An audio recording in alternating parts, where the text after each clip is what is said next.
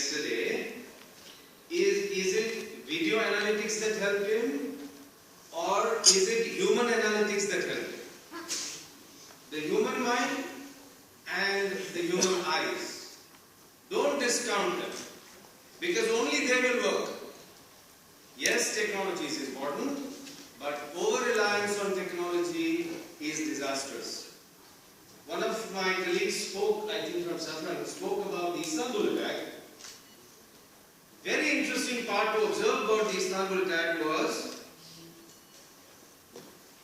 that there were passengers, co-passengers like you and me, who realized that the people who were trying to get into the airport were wearing very large winter jackets when the temperature was maybe about 40 degrees. So did the cameras work? Did alerts work? Or did human alerts work? And when they realized that, they went to the police and they said, boss, there is something wrong. Why are these people sweating and wearing these big jackets? Ab itni garmi hai. So the cops came and they stopped this guy. To jahan 400 logon ki maut ho jati, wahan 40 hue. Because had they gone inside, they would have done huge amount of damage. But because the cops stopped them there and the poor man got killed, they had to separate, and only one of them, if any of you all saw the video, he was actually shot inside, but he blew himself up and 40 people died. So, the point I am trying to make is, don't discount human analytics. Get to the basics first. Very surprisingly, I got this morning from PwC, and this is exactly what I have been speaking of all these years. Community. If everybody starts auditing video, this is what we will achieve. Safety through crowdsourcing. Everybody has got video, but we are all wasting that video. So we've seen about instances even at Delhi airport where people have entered and stayed in the airport for 10 days. And guess who caught them? Not the cameras. The CISF Jawan. So again, it's about the human man, the human being. A few months ago, I get a report that out of the 3,000, 4,000 cameras at Delhi airport, some 800 were dysfunctional. What is the point of having those cameras?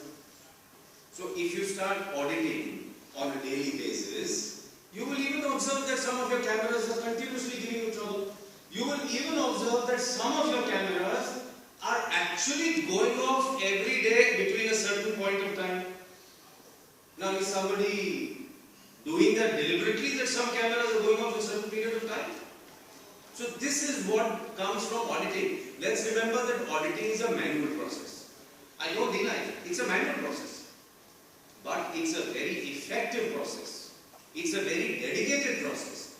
And even though it is post-incident, it is a forensic process, but it helps you to plug the loopholes. It helps you to prevent future problems. A couple of things I want to show you, and we've got these two great gentlemen here who make super drones. What is a drone? Does anybody want to take a guess? What is a drone? If you take this drone, then take the one that Ankit makes. Finally, the drone is carrying a camera. So it's a flying camera. And if it's a camera, then you got to see it. You got to see what the camera saw. So I want to show you something. I want to show you something about the Dhaka attack. Yesterday I spoke about this Dhaka attack. Can you see that clearly? If you put off that light, then you will see. See, the police in Dhaka, they released this video on their Facebook page. And they detected only one suspect, that man there in the red. When we took that video and ran that video through our software, we found those two characters there as well. And I'll prove it to you.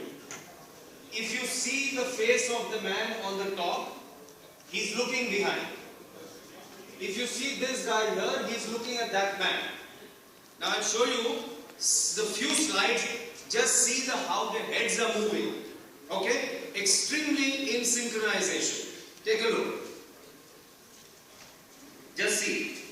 Carefully observe. देखिए. See how their faces are moving. See? See how their faces are moving.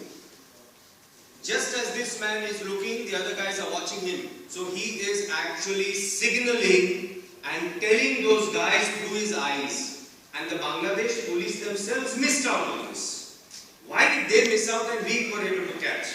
Very simple.